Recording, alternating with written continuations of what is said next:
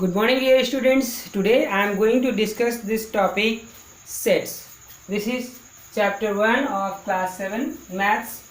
So, dear students, I know these online classes you can understand it better. I hope so. If it is helpful, please let me know. I want to support you through my videos to teach you. So, let's start. This is set chapter 1. What is set? Set is a collection of well-defined objects.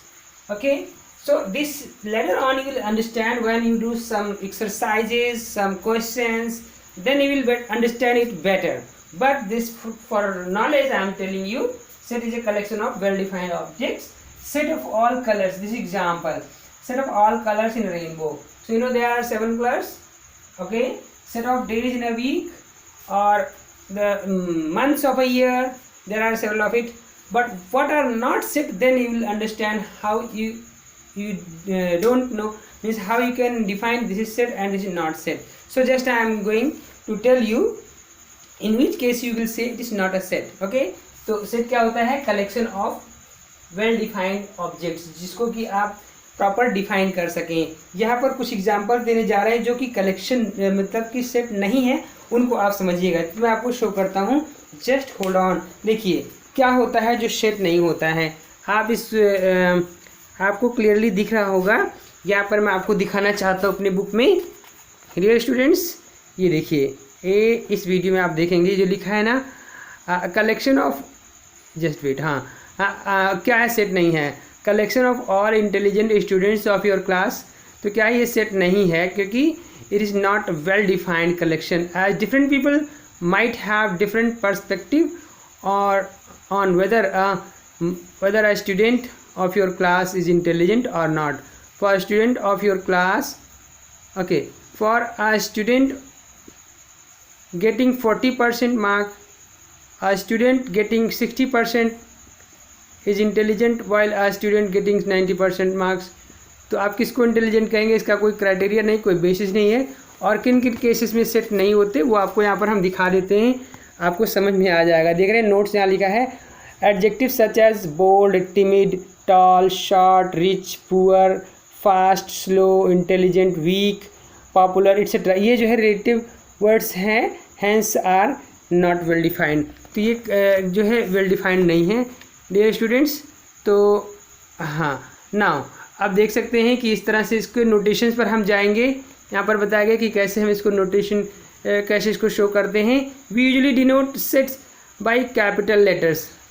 Okay, इस बात को ध्यान में रखें, इसको capital letters लिखते हैं और इसके एलिमेंट्स को स्मॉल लेटर से लिखते हैं. अगर नंबर है तो आप वो एज इट इज़ लिखते हैं, इसमें कैपिटल स्मॉल की कोई बात ही नहीं होती है. If x is an element of set A, we write x belongs to A. अब आप देख पा रहे हैं कि जो सिंबल है ये आपका क्या है, यहाँ पर एक्स बिलोंग्स टू ए इसको पढ़ेंगे. ओके, और which means that x belongs to A. तो इस तरह से आप इसको सेट को रिप्रेजेंट करते हैं. अगर कोई एलिमेंट जो उससे बिलोंग नहीं कर रहा है तो उसको इस तरह से कट मार देते हैं, तो ये नॉट बिलोंग, डजन बिलोंग हो गया कि वो इससे बिलोंग नहीं करता है. Consider the set of odd natural numbers less than 10, that is 1, 3, 5, 7, 9 and so forth. So let us call this set A. Then A is equal to within curly bracket 1, 3, 5, 7, 9. इस तरह से आप इसको represent कर सकते हैं. और यहाँ पर आपको बताया गया है कि इसके रिप्रेजेंटेशन के कौन कौन से मेथड्स हैं. डिस्क्रिप्शन मेथड है और रूस्टर मेथड और टैबुलर फॉर्म, और इसमें रूल मेथड है. इन सबको मैं एक एक करके आपको डिस्कस करूँगा. यहाँ डिस्क्रिप्टिव मेथड की बात करेंगे तो इन this method a well defined description of the element of the set is made and is enclosed in curly brackets. okay, तो आपको इसका डिस्क्रिप्शन देना होता है. A, the set of natural numbers less than 9 is written as A is equal to within curly bracket natural numbers less than 9. तो आप देख रहे हैं इसको डिस्क्राइब कर दिया गया है. That's enough. ओके, तो इस तरह से आप देख पा रहे हैं कि ये आपका हो गया. और मैं आपको इसमें बताता हूँ. Okay, I think it's clearly visible, दिख तो रहा है ना? Yes, that's fine. तो आपको मैं इसके मेथड्स बता देता हूँ. ध्यान से सुनिए, representation of a set, representation of a, इसको कॉपी पे नोट डाउन करना है dear students, of a set. तो इसमें आप देख पा रहे हैं कि सबसे पहला है डिस्क्रिप्टिव मेथड,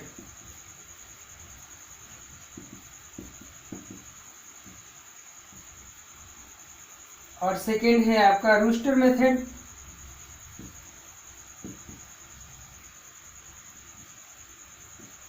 और इसको हम कहते हैं और टेबुलर मेथड भी कहते हैं, टेबुलर मेथड, और टेबुलर फॉर्म कह सकते हैं, इसको टेबुलर फॉर्म कहते हैं, टेबुलर फॉर्म। और थर्ड है आपका रूल मेथड और सेट बिल्डर, रूल मेथड और सेट बिल्डर, इसको नोट डाउन कर लेंगे। और यहाँ पर आपको डिस्क्रिप्शन मेथड का मैंने बता दिया। अब आपको हम रूस्टर मेथड बताने जा रहे हैं, बहुत सिंपल है। इसमें क्या होता है, in this second one, first one is done, second में हम आपको डिस्कस करेंगे कि इसमें क्या होता है। The set of natural numbers less than 9 is written as, उसके सारे एलिमेंट्स को ही हम रिप्रेजेंट कर देंगे। यहाँ पर एग्जाम्पल दिया गया है, पहला तो क्लियर है, सेकेंड वाला मैं आपको दिखा देता हूँ। इसमें आपको ज़्यादा कुछ नहीं करना है, सिंपली आप देख सकते हैं कि यहाँ पर हम टाइम सेव करने के लिए ज़्यादा लिखेंगे नहीं, सिर्फ आपको इतना दिखा दे रहे हैं। तो यहाँ पर देख पा रहे हैं A equal to, okay this is A equal to 1 2 3 4 5 6 7 8, ये क्या हो गया, ये आपके नेचुरल नंबर्स लेस देन 9 हैं। और फिर set of integers is written as -3 -2 and so on. तो इस तरह से आप उसको देख सकते हैं कि ये लिखा गया है, और बहुत ईजी है। इसमें सिर्फ एलिमेंट्स को हम लिख देते हैं, ओके। फिर हम आपको बताने जा रहे हैं, इसमें नेक्स्ट है आपका rule method. Dear students, rule method में आपको इसका रूल दिया होता है, तो आपको मैं पढ़ के बता देता हूँ। In this method we write a variable x represented by any member of the set followed by a property, okay। फिर क्या है, रूल और statement satisfied by each element of these sets and enclosed in curly brackets। तो example दिया गया है, exercise करेंगे तो ज़्यादा मज़ा आएगा। अभी हम आपको एक्सरसाइज पे भी ले चलते हैं बहुत ही जल्दी। The set of natural numbers less than 9 is written as A equal to such that x belongs to N and x is less than 9। तो ये आपका हो गया रूल मेथड। इस तरह से दूसरा भी दिया गया है इसमें, ठीक है स्टूडेंट्स। तो प्लीज़ इसको आप ध्यान से सुने, कुछ एग्जांपल दिए गए हैं यहाँ पर, आपके पास बुक्स हैं तो आप उसको समझने की कोशिश करना। यहाँ पर कहा गया एग्जाम्पल 1 में, express the following sets in the form as required, the set of integers between -3 and 3। तो इसके इंटीजर्स को आपको क्या करना है, यहाँ पर सॉल्यूशन दिया गया है कि इसके बीच में जो नंबर दिए गए हैं -2 -1 0 1 2, ये इसका सॉल्यूशन है। और ये किस फॉर्म में देना था, ये देना था आपको डियर स्टूडेंट्स, ये आपको रूस्टर मेथड में देना था, जिसमें आपको उसके एलिमेंट को लिस्ट बना करके लिखना होता है। और यहाँ पर दिया गया a इक्वल टू 1/2 1/3, और इसको किसमें, सेट बिल्डर फॉर्म में। तो सेट बिल्डर फॉर्म इसका simply a equal to x, that x is 1/n, n is belongs to natural number and 2 less than, n is less than और equal to 2 और greater than equal to 25, like this. तो इस तरह से आपको यहाँ पर 25 तक दिया गया है, बीच के एलिमेंट्स को स्किप किया गया। डियर स्टूडेंट्स, तो चलिए आपके 9 मिनट्स हो चुके ऑलरेडी। नाउ मैं आपको डिस्कस करता हूँ कुछ चीज़ें एक्सरसाइज की। तो एक्सरसाइज के क्वेश्चन देख लीजिए, ये मैं आपको वीडियो पॉज करके फिर बनाता हूँ।